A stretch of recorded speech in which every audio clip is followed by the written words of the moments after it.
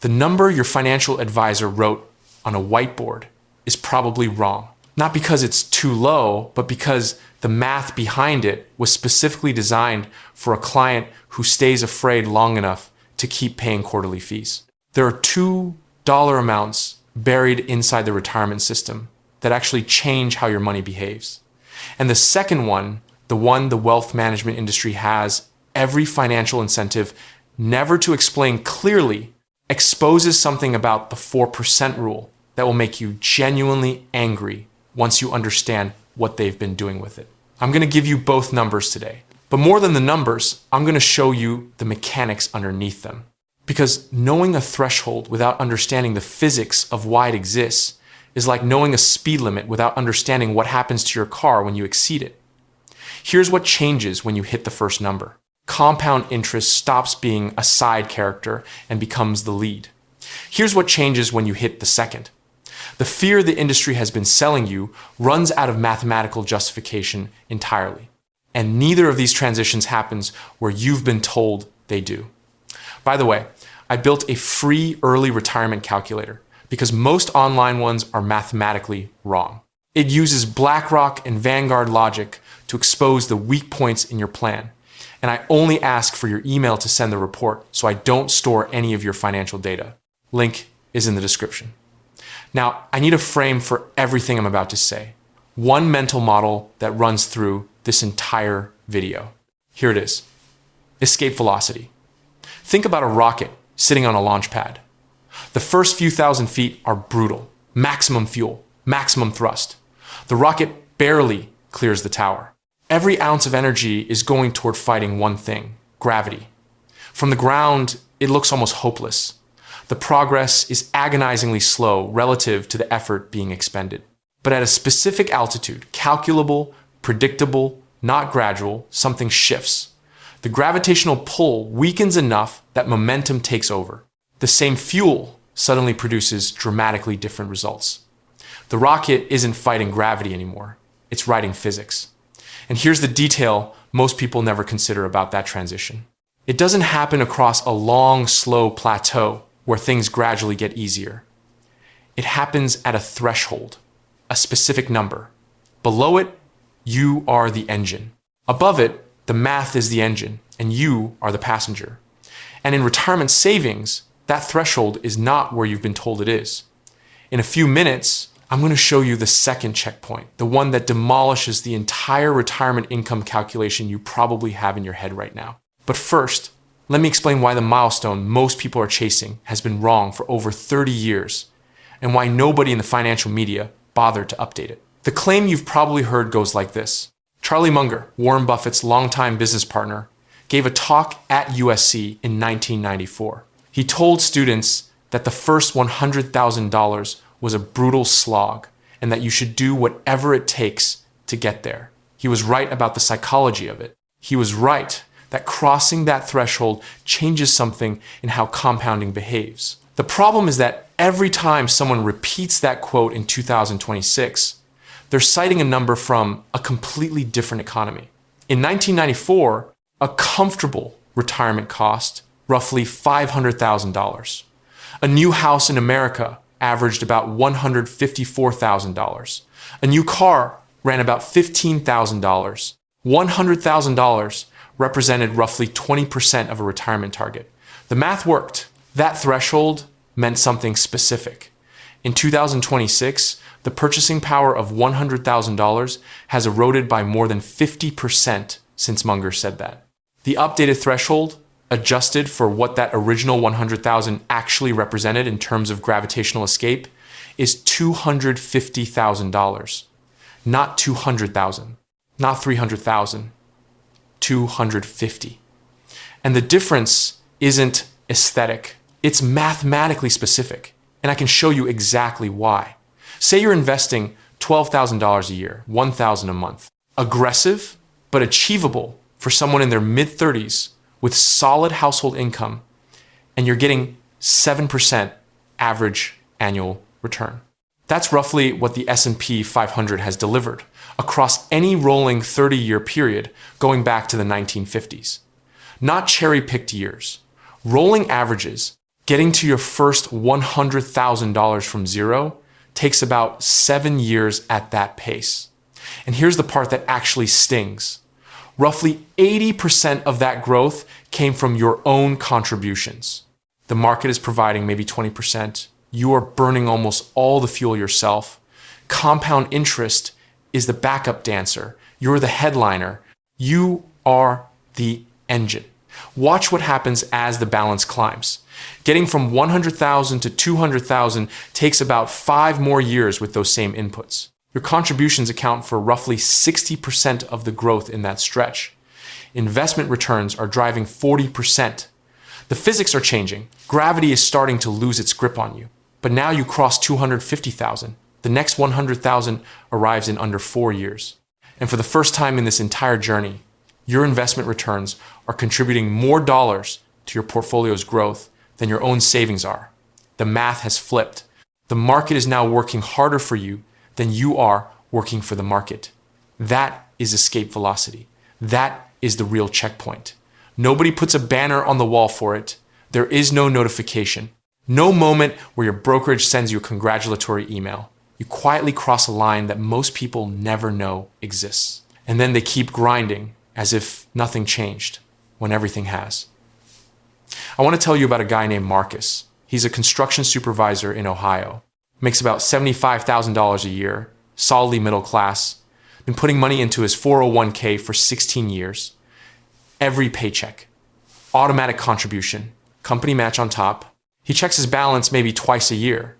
And last time he looked, he had around $230,000. Marcus is frustrated in a way that is genuinely heartbreaking once you understand the math. He's done everything right for 16 years. Packed lunches. Driven the same truck for 8 years. Skipped the family trip to Florida 4 separate times. And he's sitting there thinking, $230,000 is not retirement money. That's maybe I don't die broke money, not I stop working money. He's considering bumping his contributions, working weekends on the side. Marcus is roughly $20,000 away from escape velocity. He has absolutely no idea. Because here's what nobody told Marcus.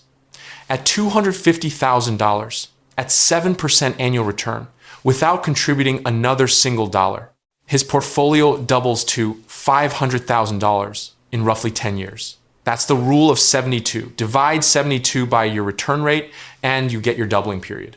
At 7%, that's 10.3 years.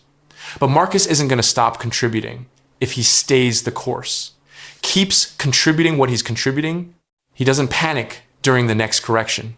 And there will be a correction. He crosses $800,000 before his early 60s. And that second number, $800,000, is where everything changes again, but in a completely different way. Because the second checkpoint isn't about how money grows. It's about how the fear stops having a mathematical basis to operate from. Now, before I get into that, I want to introduce you to the running thread that's going to weave through the rest of this video. There's a person I'll call David. David is the kind of situation I've encountered multiple times, and it illustrates something the statistics alone can never fully capture. David is 58 years old, project manager at a manufacturing company in the Midwest. He hit $800,000 in his retirement accounts 4 years ago at 54. The math cleared him at 54. His Social Security projection, combined with his spouse's benefit, totaled about $46,000 annually. A 5% withdrawal on $800,000 added $40,000.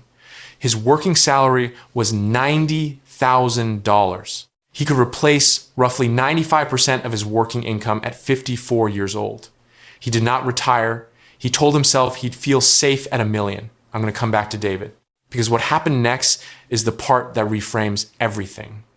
Stay with me, because this next part changes the entire income calculation you've probably been running in your head. The conventional retirement story goes like this. Save $1 million. Withdraw 4% annually. Sleep soundly. Never outlive your money. The story is so clean and so well packaged that most people never stop to ask where it actually came from. It came from a financial planner named William Bengen, who published research in 1994 analyzing every rolling 30-year retirement period going back to the 1880s.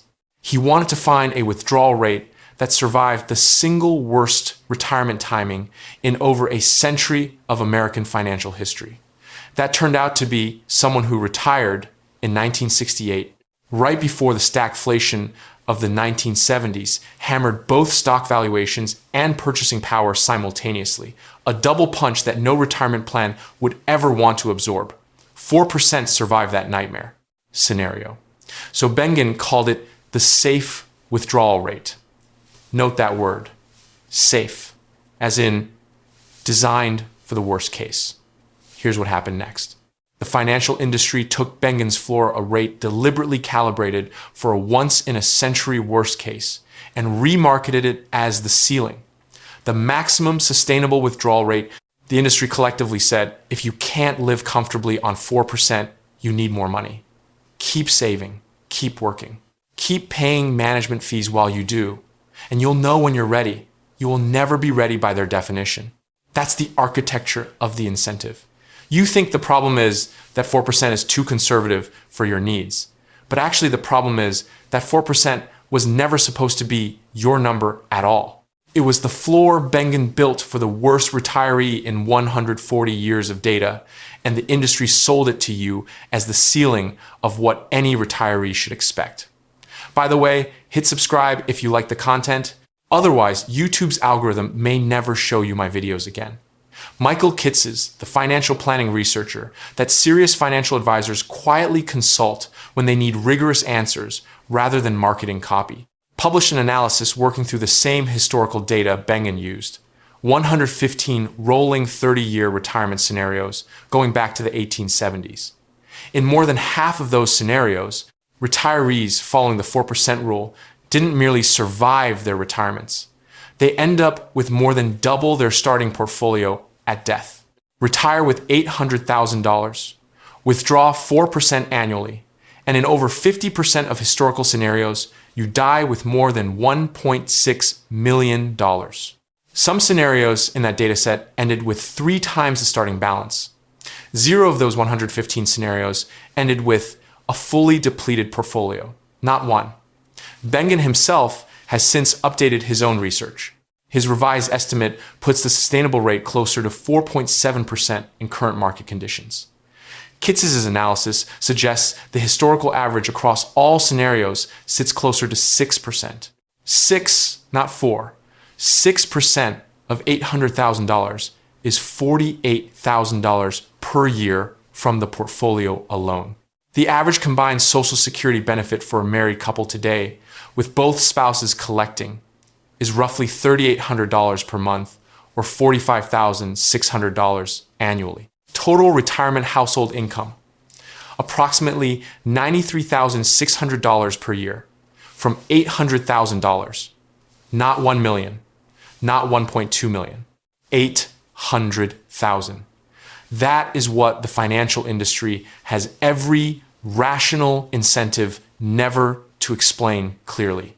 Because if you understand that $800,000 structured correctly replaces the majority of what most Americans earn at their peak income years, the argument for grinding another 5 years to hit a round number evaporates entirely. And so does 5 more years of management fees on a growing balance. The incentive structure makes the advice almost self-writing. I once had an advisor try to explain to me why I should move more of my portfolio into managed funds rather than index funds, using language that was technically accurate and practically meaningless. He said, "We provide downside protection."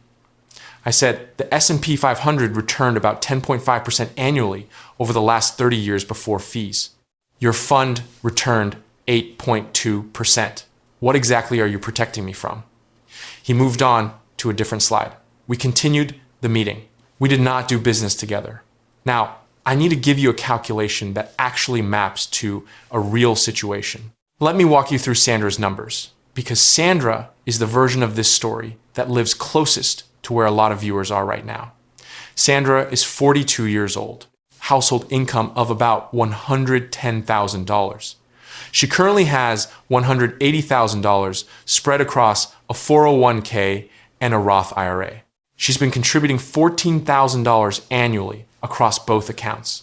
She's frustrated for the same reason Marcus is: 12 years of consistent discipline.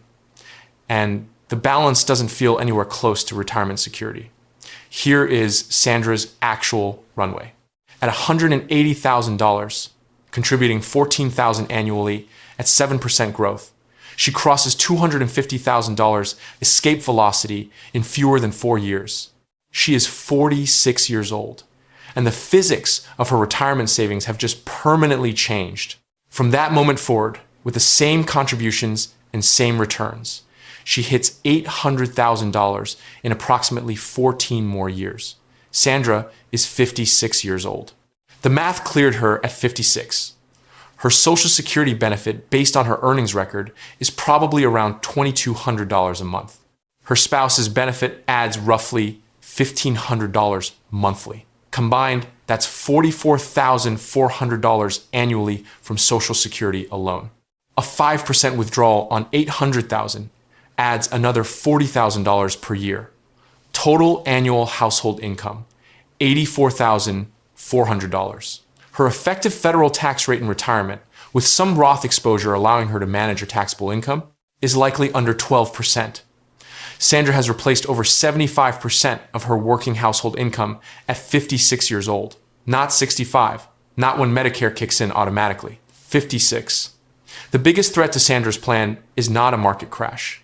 It's not sequence of returns risk.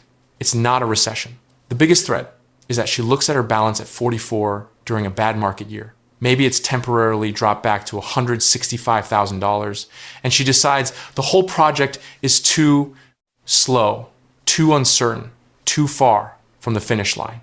That is the failure mode, not the math. And this is where the behavioral data becomes genuinely alarming. Vanguard's research team publishes investor behavior data every year, not how investors say they'd behave during a drawdown in a survey, but what their account activity actually shows. During the 2022 market decline, the S&P 500 dropped roughly 18% that year. Investors who made emotionally driven trades locked in average losses nearly twice as severe as those who held through it. Not because the market didn't recover. It recovered essentially in full within 16 months. But they sold into the decline and bought back in after the recovery, which is functionally the same as buying high and selling low with an extra step in the middle. Now think about where that panic trigger fires with the most force. Not when your balance is $20,000. You don't lose sleep over a $2,000 paper loss. The anxiety scales with the balance. A 10% correction on $250,000 is $25,000 gone on paper in 3 weeks. That is a real number. That is a car. That is a year of tuition. And for most investors, the first time they experience a drawdown of that magnitude on a balance they've spent years building, the emotional pull toward doing something is almost irresistible. This is why escape velocity is a psychological concept just as much as a mathematical one. Crossing $250,000 means crossing into the zone where the temptation to make a catastrophically expensive behavioral mistake is at its sharpest. The balance is now large enough to trigger genuine fear, but you're not yet at a point where the portfolio's own momentum can fully absorb a short-term behavioral error and recover cleanly. You have to have decided before the correction happens how you are going to behave during it. You cannot build that discipline in the moment, in the clouds, when your gut is screaming. There's a concept from instrument flight training that maps onto this almost exactly. When pilots learn to fly without visual reference to the ground inside clouds, zero visibility instructors spend enormous time teaching something called spatial disorientation. Your inner ear tells you the aircraft is level when it's banking steeply. Your body feels like you're climbing when you're descending. The instruments say one thing, your gut says the opposite. And the training is not trust your instruments because they're right. The training is distrust your gut specifically because it will feel correct when it is catastrophically wrong. You have to wire that expectation into your decision making before you enter the clouds. You cannot build it once you're already inside them. A 20% market correction is clouds. The instruments are Kitz's, Bengen, 115 historical scenarios, 0 complete failures. Your gut will tell you to get out. The historical evidence will tell you to hold. You will feel absolutely certain your gut has special information this time. It almost certainly doesn't. Here's where it gets really interesting.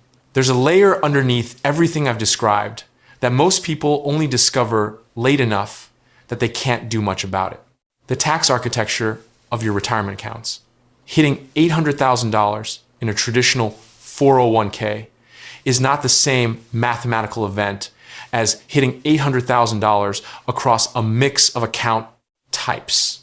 If your entire $800,000 is sitting in a traditional 401k, which is where most people's money ends up by default, because that's what HR departments set up. And most people never look past the default. Every dollar you withdraw in retirement is taxed as ordinary income at a 12% marginal federal rate, which is achievable for a lot of retirees. Every $100,000 you withdraw costs $12,000 in federal taxes. Over 20 years of retirement, that compounds into a very substantial drag on your total lifetime income. But if you've built Roth exposure alongside your traditional accounts, you can choose which bucket you pull from each year. In a year where your income is low, you pull from the traditional account and pay the tax. In a year where you're near a bracket threshold, you pull from Roth instead, 0 additional federal tax. You're not moving more money around. You're choosing which dollars to spend in which year and managing your taxable income deliberately. The difference in total lifetime tax burden between a fully traditional 401k retirement and a mixed account retirement can easily reach 6 figures over a 20-year drawdown. Not in complicated strategies, in simple, boring, structural choices made during the accumulation phase. And here's the thing about that flexibility. You have to build it before you need it. Roth conversions become exponentially more expensive as your balance grows. Because converting a meaningful portion of $700,000 without spiking your taxable income into a punishing bracket requires years of lower income windows to execute efficiently. The time to build this architecture is now, in the accumulation phase, when you have time and options and nothing urgent is forcing your hand. The default everything in a traditional 401k, because your employer set it up that way and you never changed it, is the option that maximizes 2 things simultaneously: government tax revenue and advisor fee revenue. It is almost never the option that maximizes your retirement income. Let me come back to David, because the story has a chapter I haven't told you yet. David hit $1 million. He told himself 1 million was the safe number, and the math on 4% suddenly felt real. Then he hit $1,200,000 and pushed the target to 1.4 million, because 1.2 started to feel like maybe not enough, given inflation, given healthcare costs, given whatever the financial news was saying that week. He is now 62 years old, $1.4 million, still driving into work every Monday morning, still sitting in quarterly reviews, still managing people who are 2 decades younger than him and would like his job. And then his wife received a health diagnosis. Not catastrophic, but serious enough. The kind that functions like a very clear message about the finite and non-negotiable nature of time. David walked into his manager's office and gave notice the following week. He retired with $1.4 million, approximately $51,000 in combined annual Social Security benefits, and a 5% withdrawal rate, generating $70,000 from the portfolio. Total annual household income, $121,000. His working salary had been $90,000. He replaced 134% of his working income in retirement. David does not sit around wishing he had saved more during those extra 4 years. He has more retirement income than he earned at his peak. What he regrets is something the financial industry's framework had no category for. He regrets 4 years of his wife's health that they spent mostly in 2 different offices in 2 different cities. He regrets the skiing trips they didn't take when her knees were still good. He regrets that the early years of their retirement are now partially structured around medical appointments. The math cleared at $800,000. Nobody gave him a framework honest enough to say so. His portfolio manager collected 4 more years of fees on a growing balance. His financial advisor kept the client relationship active. His employer got 4 more years from a reliable project manager. Nobody in that arrangement had a structural incentive to tell David, the math cleared, go live your life. That is the system working exactly as designed. There's a study from the Employee Benefit Research Institute that tracks retirement spending patterns across a broad sample of retirees. What they found is that nearly half of retirees spend significantly less than their financial plans would safely support in the first several years of retirement. Not because the money isn't there, because the fear of running out functions as a behavioral anchor so powerful that it prevents people from spending what the math says they can spend. They built escape velocity. They never used it. Let me give you the framework I actually use to think about all 3 stages. Below $250,000, you are the primary engine. Every dollar of growth in the portfolio is mostly from you. Compound interest is a supporting actor. The job is brutally simple. Maximize savings rate, capture every employer match. That is an immediate 100% return on the matched portion before the market does anything at all, and contribute to tax-advantaged accounts first, always. The math rewards pure effort at this level. There is no optimization strategy sophisticated enough to overcome an insufficient savings rate when you're still fighting gravity. From $250,000 to $800,000, compound interest has become your co-pilot. Your contributions still matter, but your portfolio's own growth is increasingly driving the vehicle. The job changes entirely. Now the primary variables are allocation, expense ratios, and tax architecture. This is where the fee conversation stops being abstract and becomes urgent and specific. A 1% annual management fee on $300,000 compounded over 30 years costs you approximately $170,000 in foregone growth. $170,000. That is not a small rounding error. That is years of retirement income handed to a fund manager whose performance data, per Vanguard's own analysis, shows that roughly 80 to 90% of actively managed funds underperform their benchmark index over 15-year periods. You're paying 1% for a service that statistically makes you worse off the overwhelming majority of the time.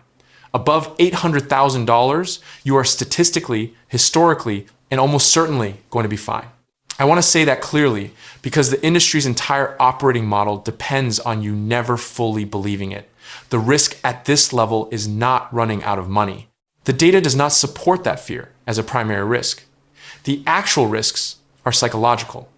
Spending too little because the fear keeps running even after its mathematical basis has expired, or making an emotionally driven allocation mistake at the exact moment when the portfolio needed momentum to carry you through a temporary drawdown. Above $800,000, escape velocity isn't just possible, it's already happened. The rocket is in orbit. Firing the engines in the wrong direction at this altitude is the danger, not the gravity you already escaped. One more thing that deserves to be said directly, because most financial content skips it to avoid complexity. The $800,000 threshold I've been describing assumes a diversified, low-cost, equity-weighted portfolio that has been held through market cycles. Not a portfolio that was moved to cash in March of 2020 because someone saw a news headline. Not a portfolio paying 1.5% annually to an active manager who underperformed the index for 8 consecutive years. Not a portfolio concentrated in a single sector because someone got confident at exactly the wrong time. The Math, Kitces, and Bengen document operates on portfolios with certain structural properties. Change those properties through fear, through fees, through concentration, and the math changes with them. The 2 checkpoints are real. They require specific conditions to function. 3 practical takeaways. Here's what to actually do with everything I've said. First, recalibrate the milestone from $100,000 to $250,000. The Munger quote is from a different economy, and everyone who's been repeating it without updating the number has been doing you a disservice. Below 250,000, the work is savings rate. Every additional dollar you can contribute matters more at this stage than any allocation optimization you could make. Above 250,000, the work changes to fees, tax efficiency, and behavioral discipline.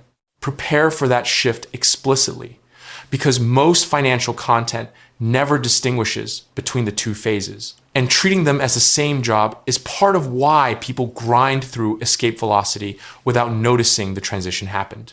Second, understand that the 4% rule is a floor that the financial industry reshaped into a ceiling. Bengen built it for the worst retirement timing in over a century of historical data.